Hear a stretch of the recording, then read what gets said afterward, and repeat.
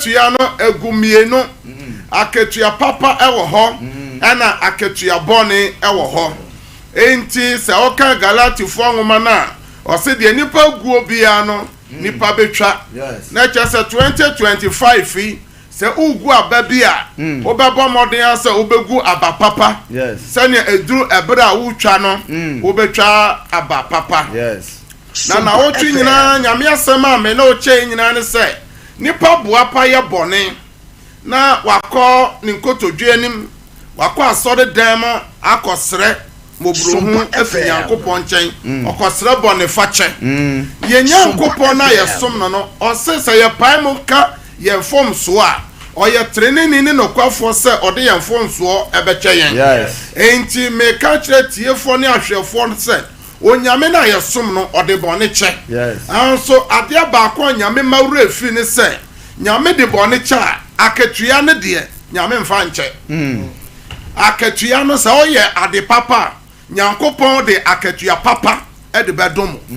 na se oye ade bone a onyankopon de ade bone ne so ho akatua e bebrɛw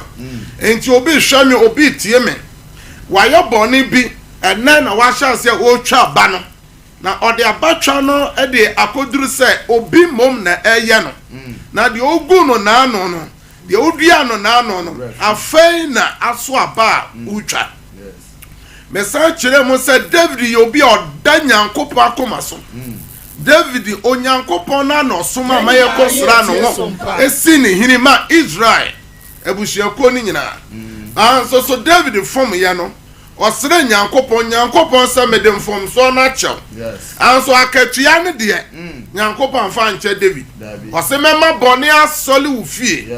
enam nsema wadie niama ben na udie enti me ba se me be bo man no kokko na me bo ahwefo ne atiefo kokko se efri samre yi kohwe wanam tuo mu yie niama bi a o ye no dwene ho mienu na de o ye bia no e wa akatua Nyankopon e de bebere enti ene de ye toaso na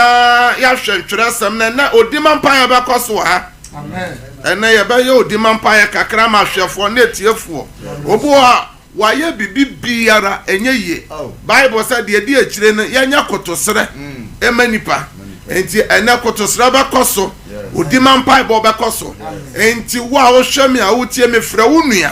na wo nua so mfrɛ ni nua wabusua ne bi wo ba bi a wada frɛ no said de onyame asoma no ene wa ba Cedar wa dwumadie na ba na ene so ode ahinta sam brew na ya gina so de abompa na Awurade oyɛ mobrohufo ne odomfo no ba bi a wo hwemi a wotie me firi bia no Awurade betio amen and na yemia ya trust and ko Proverbs chapter 17 verse 13 mabusam ti don so yimudum yensa enti me pesa utie nsam ni mu ensam yie pa wa wo hwam ne tie nsam yie pa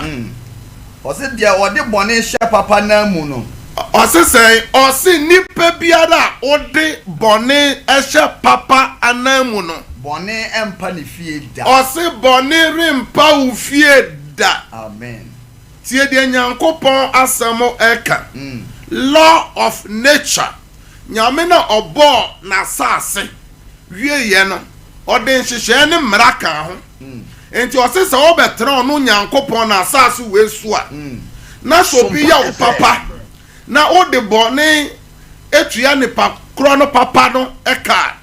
o se efri sa da no o haw amane empa ofie da we no ebiso kan say law of karma enti we no nya say makodi yemboada makodi muada makoye 21 days fasting 40 days fasting nyame de be chewu na ohaw no de empa so enti wa o hwemi a wotie me ena o hwemi ma yetie na even Sompa fidi kase yi so nsema ba so Nyankopon shira Sompa management board say omodi fidi kase ya ba enam so a eji nipa efri ohaw ne amane mu a ekyerɛkyerɛ nipa no kwan wo hwɛ de nipa di nipa na toda nipa de ba no hwɛ ye social media no so a nsema nipa bi di nipa obu wa nipa na aboa no wo hwɛ obu okura na obema bi na aboa na duru baabi enne waja bema na si ho bema no su bema no pagya no firi baabi ena ode no ko duru baabi saa nso so ena de bema bi nso so aye obaabi a ode obaabi akoduru gina bia ka ekuna wasako oye dan oyi na ye no de na oba no ede aye bema no ene nipa bebre wu nipa bebre anya akoma yade de obi aye no ene obi abia adwuma afọ obi se bra na be ye adwuma ni bi na won so onsan kowa no hwe kwan ya nipa kro na adwuma no faaso ene wagu adwuma no ena ode abie ono ne de ena owie enso on kana no ntumo o san se nipa no kra no ni suba nyanti na adwuma na aguo enso oba adwuma no na unkuta kapre woyɛ den na onya sa sika na odi akopie wo so company no enti nipa na wowie ano a ono fa wo sa oyɛ o papa na emom ode bɔne na etua ne ka no sa ene de sa bɔne no ebutu dia ben opono ano de twɛn na ebi dia ba ntem osofo obi so dia ma ntem enti ose obi biara wayɛ o papa na wode bɔne etua ne ka no wase menka nkyira wo se wo ye den bone mpa wo fie da sha se wo nyankopa asofo so ene ye hwe de ekoso asafo ahodu mu obi timi efo obi etete no ebeye no sofo anso hwe de ode aye ne sofo panyi obi hwe me obi timi fa ne ma ehwe ne ma ebo ne ma hoka papa na ntimi ansi dan anwie nyina ye ne ma no maame na ntimi ansi fie antrem nyina ye ne ma no mami na ntimi antoka papa antremu papa na ntimi antraka papa antremu no eye ne ma na ode won ko suampon bi mu o hwe won di bi tutu kwan no enne enkura bebre anya baabi ayedan atena anso bisa se o mami anaso papa dwade onsem samana no mpo no emre dodo say obu okra the whole of this year on fa phone kran fro papa o mami kura da o se sofo be say o se difo be say enti difo no se no nyankopon na wo so no a wo som no de na nasem ese. The Bible says we should not subtract the word of God nor dilute the word of God. O se yamfa nyame asem no bi nka ho me yenyi bi nka ho ena obi o maame na ahwa wa bedu baabi a wa beduri aso no maame nkasa o papa na bo ho ka anso so no onene nkasa anso sei sika wa bonte enti o ha obi ba wo so yawo yade bi a ye friend say o say ye yade yawo yade bi a ye friend say eka yade etoda nyankopon na de twenwaso enam de waye enti ena hinta sema me de ba ye nyina ne say boni bi anipa wo ye no hunu say wo ye den eso akatua no onsa beka ana yanhwa nipa ye friend say David ebera odi for somewhere wu ya David mu nyina ko jam no e wo Roma David abesena ko sere so o ko duru sere so ne na sojafo dia na mo ko hu ye se nipa bonefo e ba ye den osikani na ba ni na ntwe na frumu no omo ba ba chi wo na ko ono na wakobo wo nioma ho ban efri nipa bonefo nsem eduru se o topono o di afahye na wo soma ne mrantie se pe bibi kakra ma wana dia na naba ekan boni obi aye o papa no dia na oye naba edidi hwan David atem David ye na adwene se obekwa kokum naba Sompa FM obekum naba na nye naba nko na obeku no mema wo fie ho nyina no obeku ho ne yire Abigail se na ye nyina nim se Christopher ma fakuo to nyom se Abigail obanyansanfo no di ma ni kunu a ye fra ne se naba aso nyankopon te sromo sodo no de naba ye so bia ye papa o de bone na etua ka no nipa ye friend said David e de bone ne che anso so nyankopon fa nche nyame de dia ban akatua no e bai ye hwe 1 Samuel chapter 25 verse 38 no ye ntie nyame asem 38 no papa ya fan 36 na mesi 38 na ni panti ase wose na Abigail ekọ naba nche na hwe wato ne ho pono ne ne fie wo se ohene pono na naba ni agye ne ho na waboro tiatia na wanka no hwe kosi se ade che na tie sompa ensatete naba ni so no na yere kanse mi nyina akide no na nakoma gene wo ne yam na odane se obo na ebeye dadu no Awurade bo naba na owuye. Hallelujah. Amen. Enti Abigail osikani die na owo ena obi bo obi trimodin obi a waye o papa obo na trimodin die na osikani na aba enie osikani bi o hwe me utie me wadwuma yefo no omofa kwa ben so die na o tete wadwuma yefo de waboa wo pen bebe bia wabeduru hwan na de wabeduru Bible say Abigail pacho mani kunu ni kunu de yadan pacho ma David de ne mfom so nyina yadan chen aso nyankopon na ohunu ade nyina no ose nsama nipa ye friend say na ba die ne yense hunu nyankopon na kasa firi soro mo soro ebekum no wan hwe ye 2025 hu December boni a wo ye wa ye say wo ye smart obi ayo papa wo de boni na etua ne ka wo fa mobile phone na wafre wei na wafre wei na wafre wei ba ma bi me ka kiro se oba na wo tete no no osun keke wo dem kura na nyankopon betwe waso na tamasika ni eni ho no hwe kwan na wo na netie ene kakra ba wo nsem no hwe se na wo tete obi ba wo gira nyame asode dem ehyebo me krokro medi woni owuo mu amane mu enede na aba wo tete obi basa ene obi a wo mampo oso nhwe wo enede me ka kiro nyina ne se Bible say the ode bone hye papa na mu no o ha umpa ni fie da mana na ba anya sika ko bedi sika no sa bre na nyame bo no to eto ho kum no ti wan hwe ya untimi ne obre so aba o de be ka ko hye boronsam o de ba ko hye beye o de ba ko hye tumebe boronsam wo ho beye wo ho afa na me ka kira wo se onyankopon se o to afasu afa ho oba ho ban a beye na se sa tumi no entimi nya wo hwe ye mie twera sam no man kwa Isaiah chapter 3 verse 11 ye hwe de onyankopon na nkasa e ka fa bone ho enti bomodian se 2025 o de nokra be nante o de nyame asem be nante o ba hwe se ene ye nkotu nyame asem biemo ene ye kotu Facebook ye kotu TikTok ye kotu madam we ye kotu papa we anso so Yesu na nkasa Matthew chapter 4 no o se watworo se bronsam so ba ye no bronsam so se watworo se ene me ka kire wo a wo hwe me a wo tie me se bomodia se 2025 fa nyame asem nante fa sem no nante na ye kronkron ma Awurade ene nyame suro ye firi wiase ye generation nyame suro ye firi wiase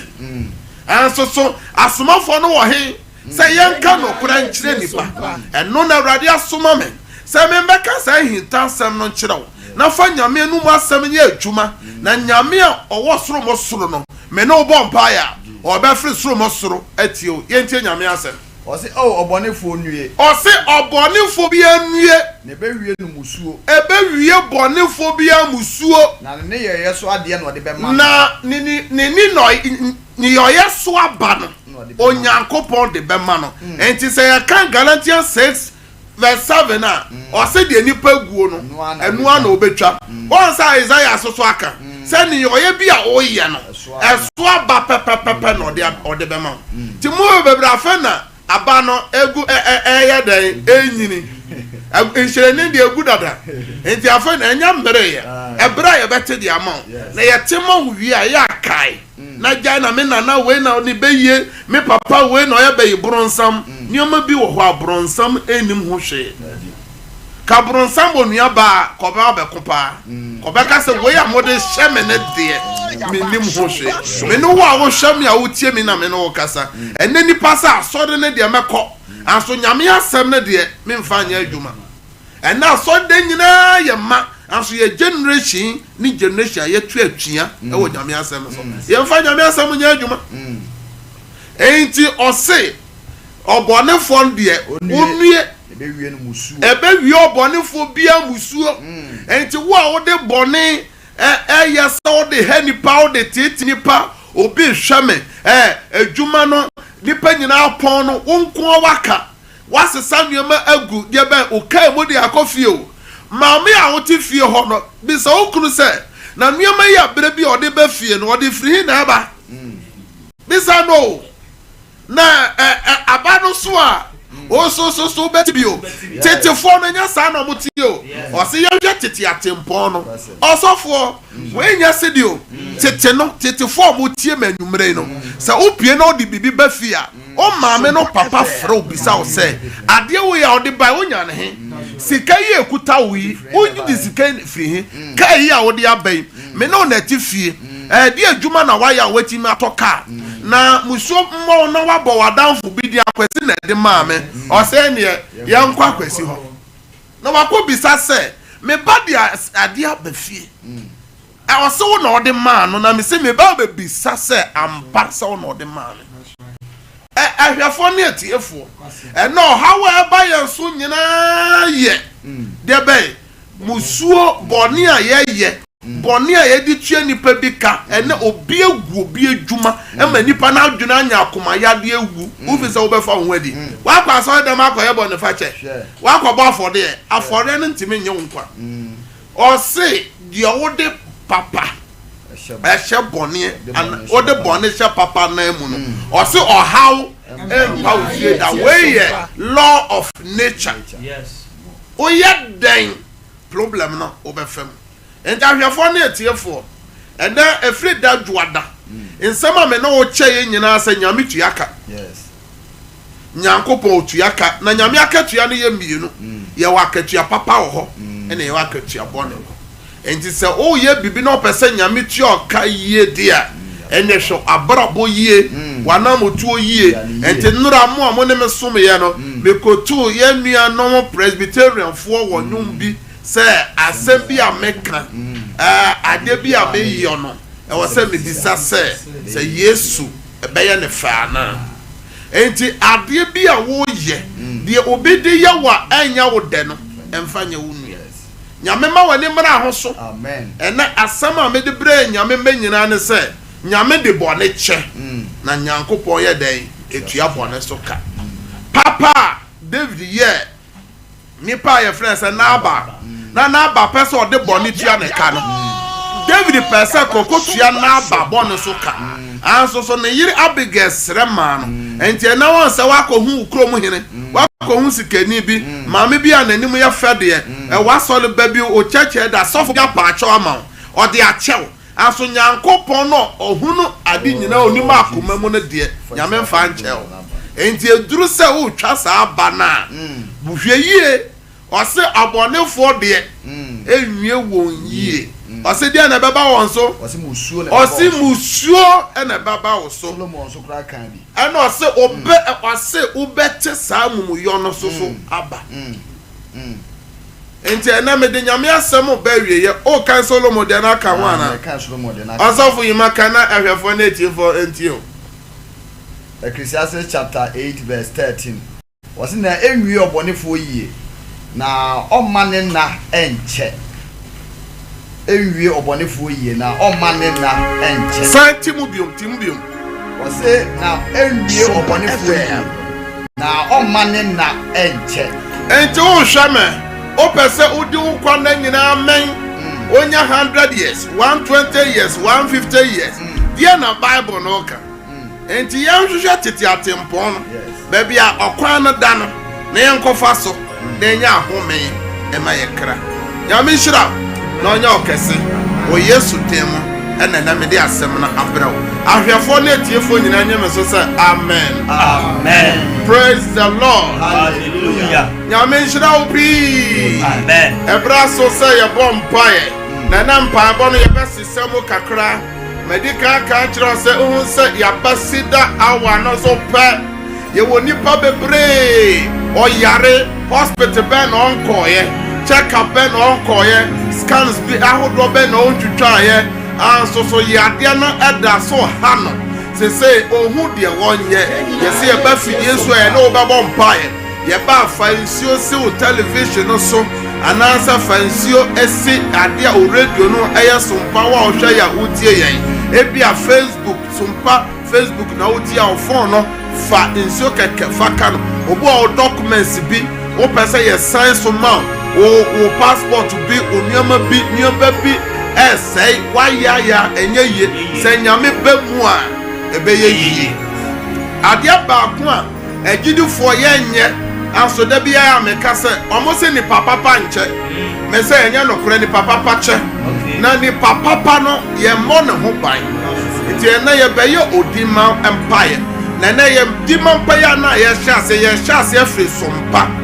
Sompa kasa fidie e the revival kese pa e ba Ghana na nipa nya huye enye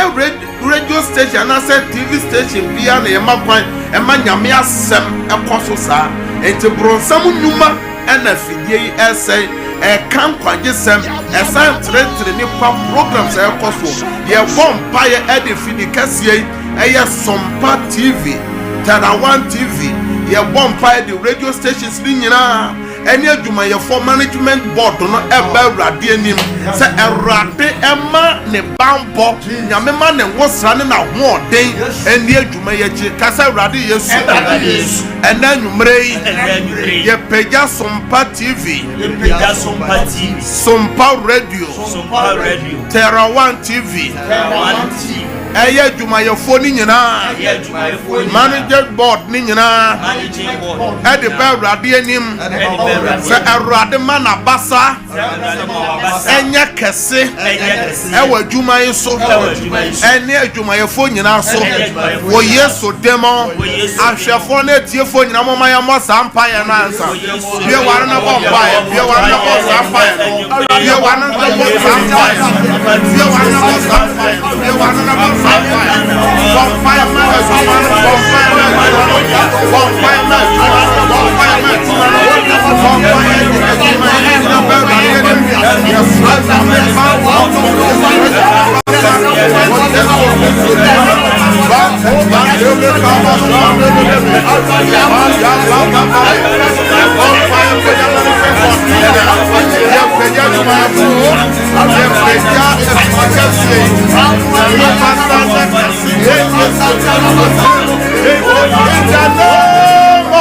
Jesus Christ. Kasa awrade yesu bronsam gina tuo biara etia eye adwuma kuoyi eya Sompa media yi ye gira nyame asem so ewa Isaiah 54:17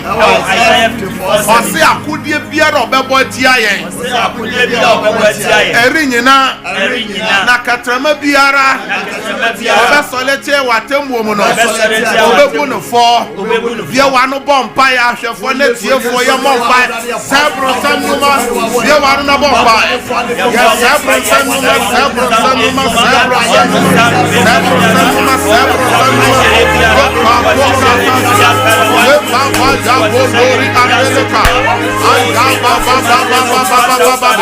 Rondo robo sobe andeleka ye rondo robo sobe ye na na makaya baba andeleka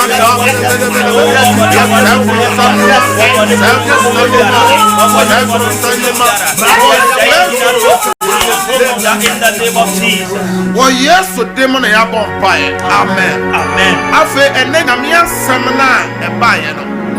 Bible says say pai mo ka ye fom so a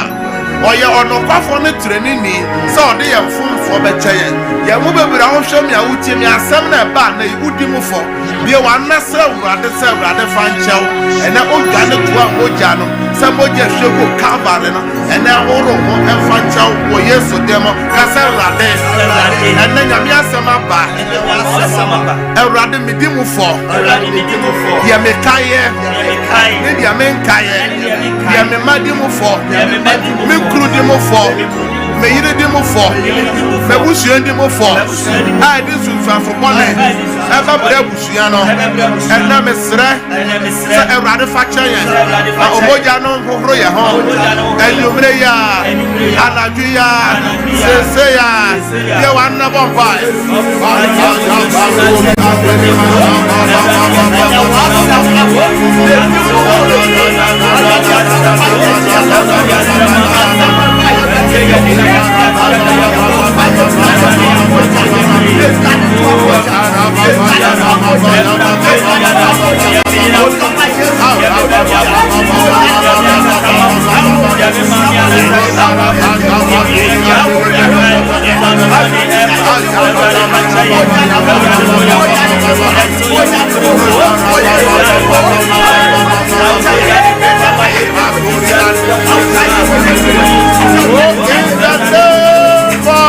Jesus Christ. Amen. And empire dikai ya ye was studio na ye bompa ya mo obi a o hwe yen. Yes. Obi a o tie yen. Yes. Ayade edi ninya.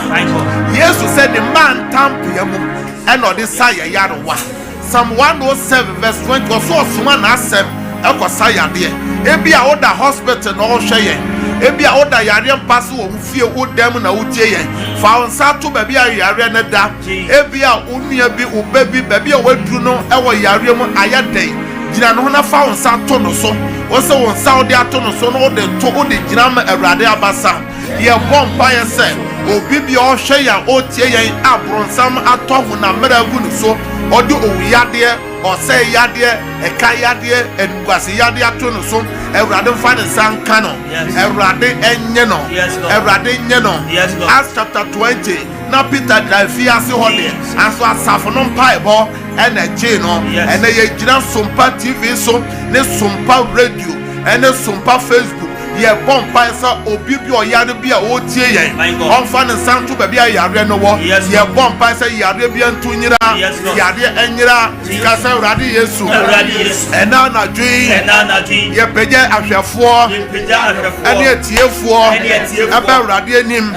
obi bi oyare urade asem se Yesu man tafiamo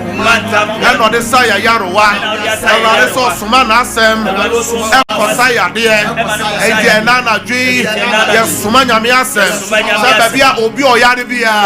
nyame fa ne sanka no nyame nye no bronsam yade nyame nsa no wo Yesu demo bompa ma yare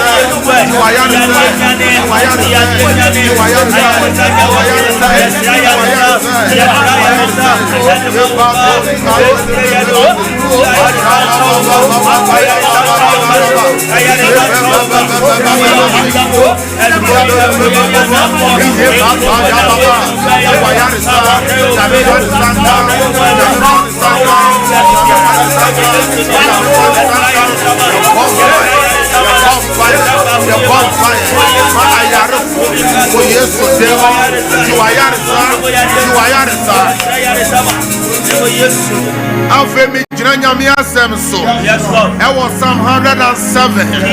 verse 20. Me sumanya mi asem. Me shenya mi asem to me.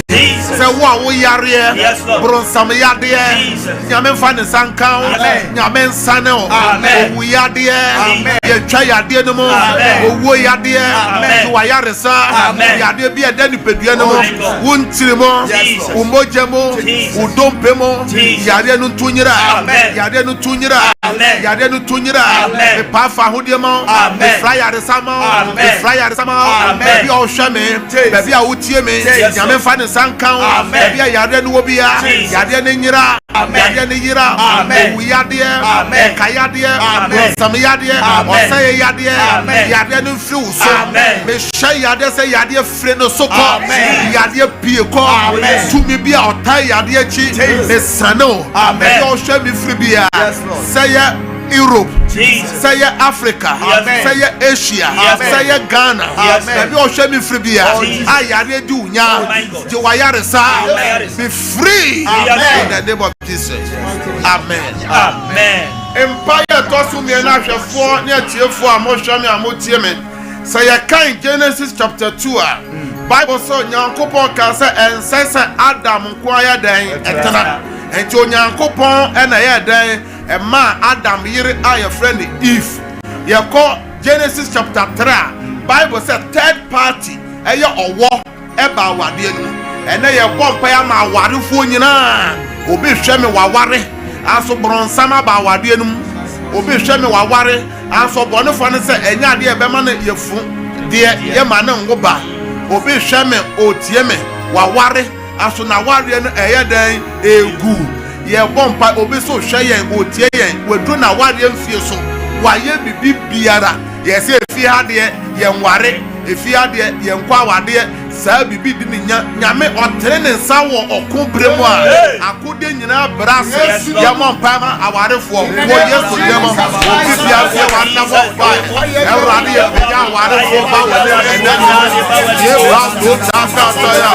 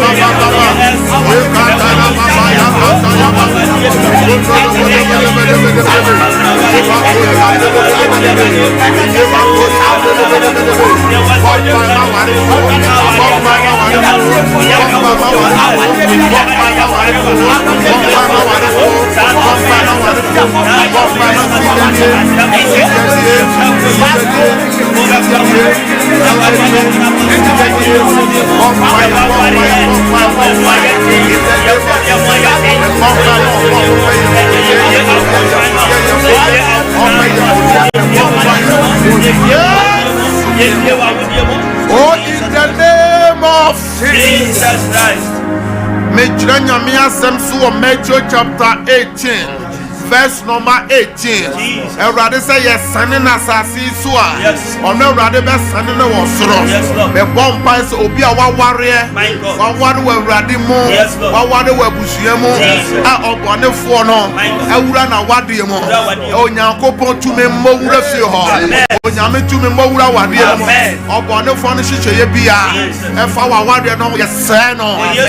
Obone fo no hihye bia ene ye tomuja. Nyame asɛm yo ja shia there and then me nyame asem so baby owo biara wo hwe ya wo tie yen obonefo no hihye bia any evil agenda so they say wo obi asole etia ne kunu obi asole etia ne yire obonefo no abewure mo owo abewure mo ye bompa ye say obonefo no hihye obi so hwe me tie me waware anso onya ye funde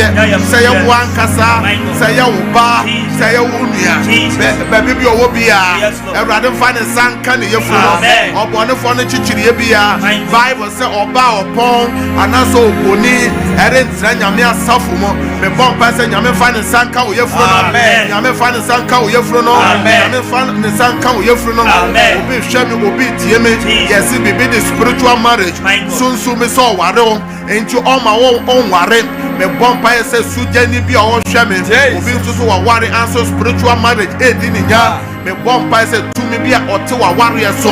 to me be a otewa warrior so baby be ofre biara de free ebusuamo ye apam ye nome me gyina nyame asem so sane wa wade no me sane wa wade no sane wa wade no sane wa wade no sane wa wade no in the name of Jesus Christ. I have found it from Bible through your juma. Bible says sign your juma no ma ensan ya den edi. And a juma 70 and a Christo for bebre e ton wo Christo ye. And a bit ni pado do na free or dominance and na ma ho kire ni sika 70. And na ye bomb paye. Obu anya say juma no onya bio. And na juma no ku. And obi adwuma na ahye obi so apa adwuma no bia wonya obi ba tukwa obi kura tukwa obi ire tukwa ohuna ma the credit hour wanya wa project sha or the tia bills ni wi ana ni sika na ye den asa and na ye bomba ye se obone fo no chichire bia mfa ye adwuma ho wo a wo hwam ya wo tie me say ya wo ba adwuma wo kura adwuma o ire adwuma ye bomba ye gina Bible say ye nima o se nipa miona na se miensa kura adwene kura bibiara osre bia no ewrade ya osofo ya mo mpa ya ma obi bi ohwe ye obaduma se mo sika se obi ya ye bia bia wo sana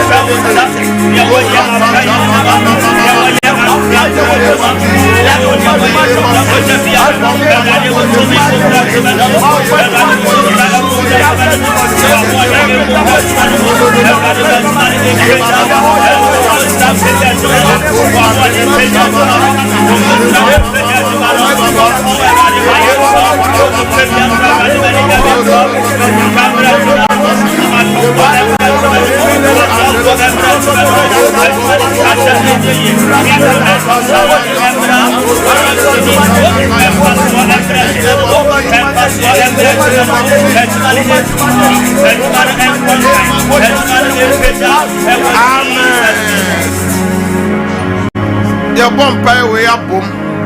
obi a wo hwam ya wo tie me ebra so se won so nyankopon so ni bi hia wo nyina aso je se oya dan so pese je se obisa o Yesu timi hie oni freni no obisa ne se dia na opese me yama o so rabuni me pese me hu ade na je se nwema bi wo ha nyankopon se opese wa wo ye enti Psalm 8 verse 2 o so wanum no wasiesie ahoden obo a o manyina esei obo a wadwuma semo sei o promotion o Kristo som watobo ne bi mu wakoto na afofo bi mu o pese o firi mu untimi mfiri mu ene ye de yakoma so ade akwa awurade anim wa wo hwemi a wo tie me obo na wo twi nyina wo ton ade kura ye nto ene eka na emene wo ebre ninie onyame tumi di mpaibo na chi fa wakoma so ade akwa awurade anim fa wo ha umre awurade anim awurade tie awurade ye di ama ahwafo ye di ama tiefo wo yeso de mo ye wa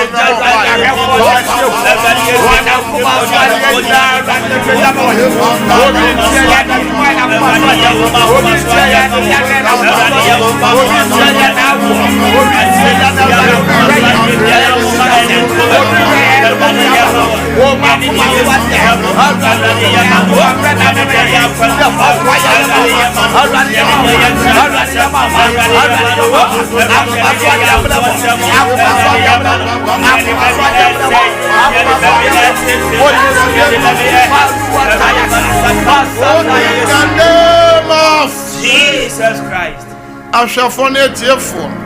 ebrenedu se opeja wonsuo anasa o documents bi me no bompai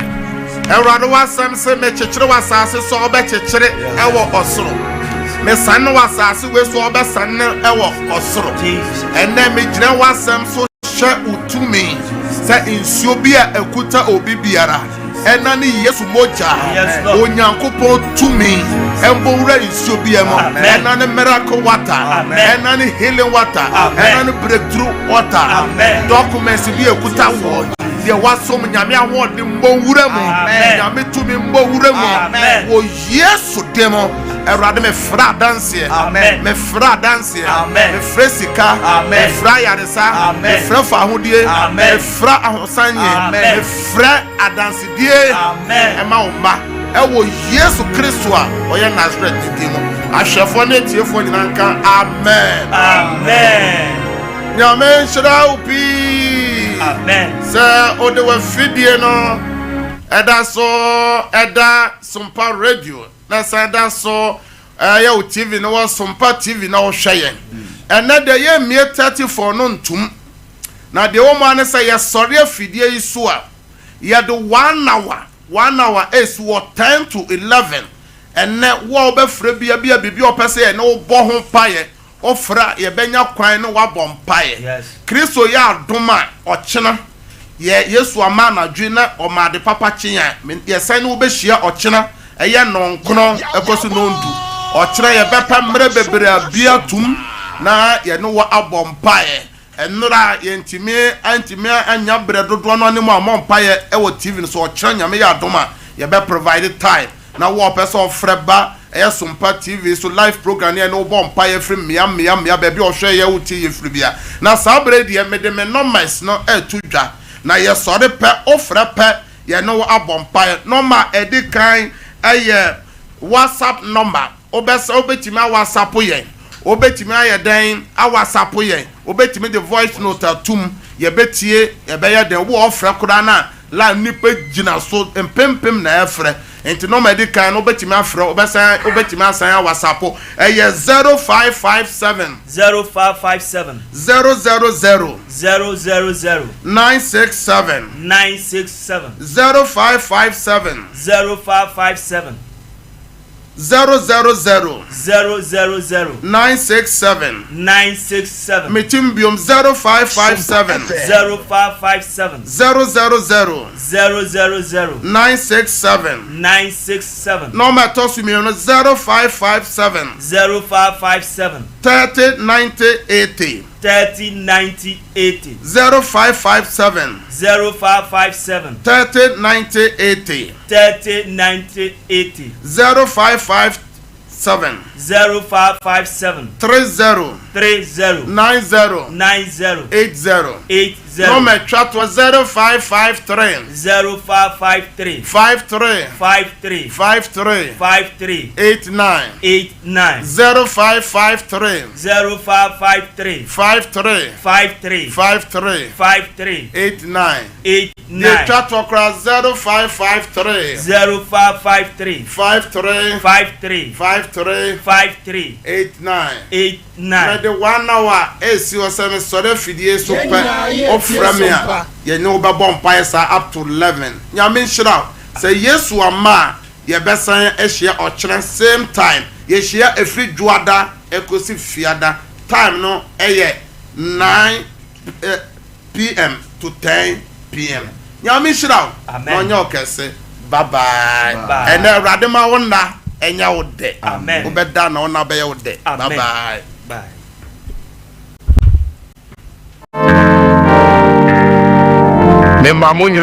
Praise the Lord, praise the Lord. Benem say what them so say hallelujah. They mau Cedar for cry. Aya makwa odifo Cedar ni ebrebia ne odifo a nyame soma ne wiase so ombeje ne ma onyame soma Mose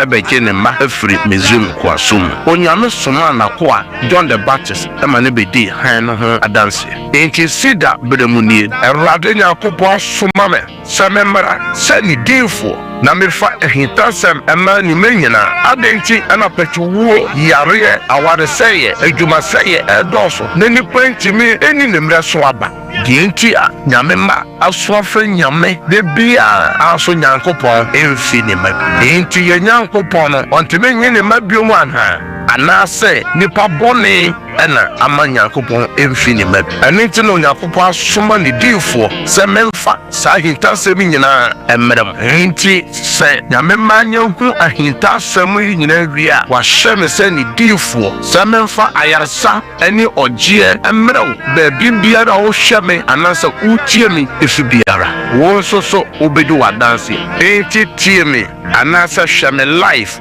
ɛwɔ Sompa TV anasa Sompa FM ɛdwoada ekosi ne fiada anwume nonkona kosi anwume nonto de biara na me ne wo ɛbɛbɔ mpae oni onyankopɔn difo si dankasa ɛwɔ number we so 0557 000 967 ana 0557 309 080 asori kɛseɛ paa no wɔ atwumakofodua Eben Mansinai Hospital atwumakofodua eben Kumase Abuakwa